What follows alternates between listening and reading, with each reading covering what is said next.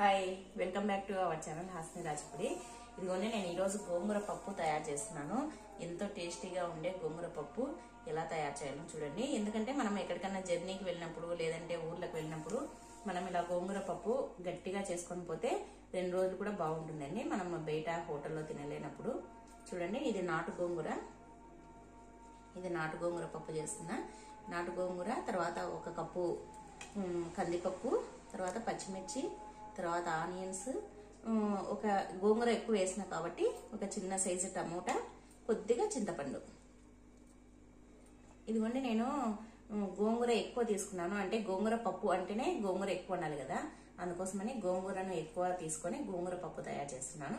ఈ కప్పుకు ఒక 2 కట్టలు, పెద్ద సైజు కట్టలు 2 కట్టలు గోంగూర తీసుకున్నాను. ఇప్పుడు ఇది ఎలా తయారు చేయాలో చూద్దాం. ఇదిగోండి కందిపప్పును శుభ్రంగా కడిగి పెట్టుకున్నా 2 సార్లు. ఇప్పుడు ఈ కప్పుతో కందిపప్పు తీసుకున్నా కదా, ఈ కప్పుతోటి 3 కప్పుల వాటర్ పోసుకోవాలి. అంటే 1 కప్పుకు 3 కప్పుల వాటర్ పోసుకోవాలి. వాటర్ పోసుకొని దీంట్లోనే మనం ముందుగా శుభ్రంగా కడిగి పెట్టుకున్న గోంగూరను వేసుకోవాలి. ఇది నాటు గోంగూర. పట్నం గోంగూర కూడా బాగుంటుంది. ఏమంటే పట్నం గోంగూర ఎక్కువ పులుపు ఉంటుంది, ఇదైతే అంత పులుపు ఉండదు. కానీ మా ఇంట్లో మాకు ఇదే ఇష్టము. బిర్యానీలకైతే నాటు గోంగూర చేస్తాం, బిర్యానీలకైతే పట్నం గోంగూరతో చేస్తాము. తర్వాత ఇది పప్పుకైతే మాత్రం నాటు గోంగూరనే యూజ్ చేస్తాం మేము ఎక్కువ. ఇప్పుడు దీంట్లోనే కరివేపాకు, దీంట్లోనే పచ్చిమిర్చి ఇలా తుంచుకొని వేసుకోవాలి, తొందరగా మెదుగుతాయి. కొద్దిగా చింతపండు, ఇదిగోండి 1 టమాటా పండు. అంటే మనము ఇది గోంగూర నాటు గోంగూర కాబట్టి పులుపు ఉండదని చింతపండు టమాటా వేస్తున్నా. అదే పట్నం గోంగూరకైతే టమాటా వేసుకోకుండా సరిపోతుంది, కొద్దిగా చింతపండు వేస్తే. ఇదిగోండి ఇప్పుడు 2 ఉల్లిగడ్డలు తీసుకున్నా కదా, 1.5 ఉల్లిగడ్డను కట్ చేస్తాను. 1/2 ఉల్లిగడ్డను అలానే పెట్టుకున్నాను. ఇది తాలింపుకు వేసుకుందాము. ఉల్లిగడ్డ వేసుకున్న తర్వాత మెంతాకు, ఇది చిన్నది మెంతాకు ఉంటుంది కదా, అది పప్పులోకి గోంగూర పప్పుకు చాలా టేస్ట్ వస్తుంది ఆ మెంతాకు వేయడం వల్ల. మెంతాకు వేసుకొని కొత్తిమీర కూడా వేసేసుకోవాలి. ఈ గోంగూర పప్పుకు మెంతాకు, కొత్తిమీర మంచి టేస్ట్ వస్తాయి. చివరగా కొత్తిమీర వేసుకోవాలి. చేయండి, కొత్తిమీర వేసేసాం కదా, పసుపు వేసుకోవాలి. పసుపు కూడా వేసుకున్నాం కదా, ఇప్పుడు ఒకసారి అంతా మిక్స్ చేసుకోవాలి. అంటే మనం వేసిన మెంతాకు, కొత్తిమీర, కరివేపాకు, ఉల్లిగడ్డలు, చింతపండు ఇవన్నీ కలిసేటట్టు ఒకసారి కలిపేసుకొని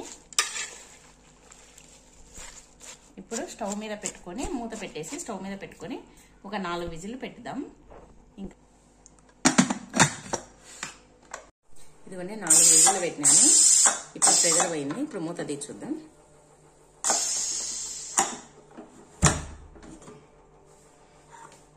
ఇదిగోండి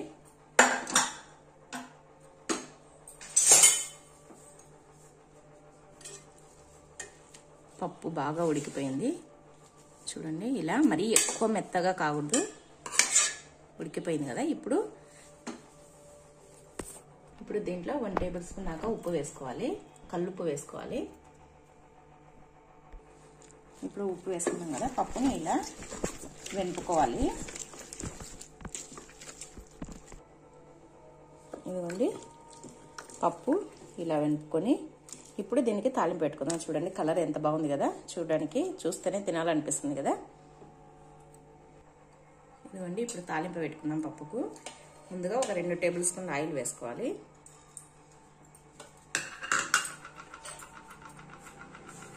ఆయిల్ వేసుకొని ఆయిల్ హీట్ ఎక్కుతుంది కదా, ఇప్పుడు దీంట్లో మినపప్పు, శనగపప్పు, జీలకర్ర, ఆవాలు వేసుకొని దీంట్లోనే ఒక 10 వెల్లుల్లి రెమ్మల్ని కచ్చాపచ్చాగా దంచుకొని వేసుకోవాలి.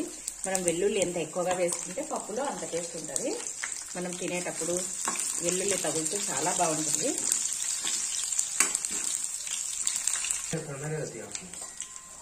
ఇదిగోండి ఇప్పుడు వేగుతున్నాయి కదా, దీంట్లోనే మనం 1/2 ఉల్లిగడ్డను పక్కకు పెట్టేసుకున్నాం కదా, అది కూడా వేసేసుకోవాలి.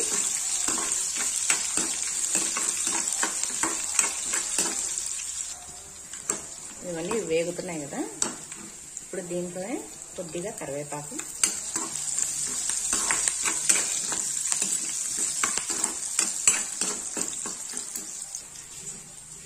ఇవ్వండి. దీంట్లోనే నేను ముందుగా ఒక 4-5 ఎండుమిర్చిని తుంచి పెట్టుకున్నాను, అవి వేసేసుకోవాలి.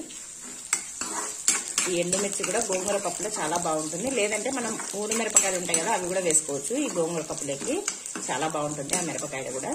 అంటే మనం ఊరబెట్టుకున్న మిరపకాయలని. ఇది మసాలా బాగా, ఈ తాలింపు బాగా కాగాలి. తాలింపు బాగా కాగితే పప్పు కూడా మంచి టేస్ట్ వస్తుంది. ఇవన్నీ తాలింపు బాగా కాగింది కదా, ఇప్పుడు దీంట్లో మనం ముందుగా రుబ్బి పెట్టుకున్న పప్పును వేసేస్తున్నాము.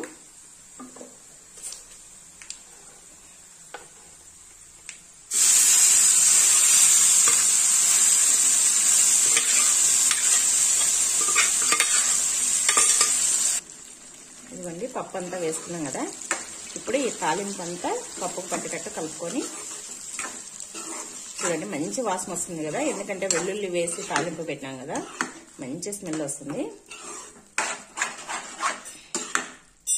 గోంగూర పప్పు రెడీ అయిపోయింది. ఇది వేడివేడి అన్నం లేకి, ఏ రైస్ లేకైనా జొన్న రొట్టెలకైనా చాలా బాగుంటుంది.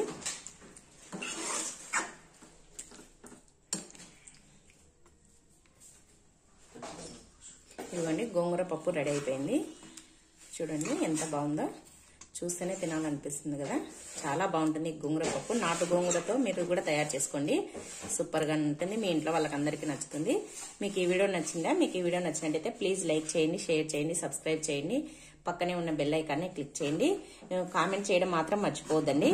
ఈ పప్పు మీరు కూడా తయారు చేసి ఎలా వచ్చిందో నాకు కామెంట్లో తెలియజేయండి. Thank you for watching.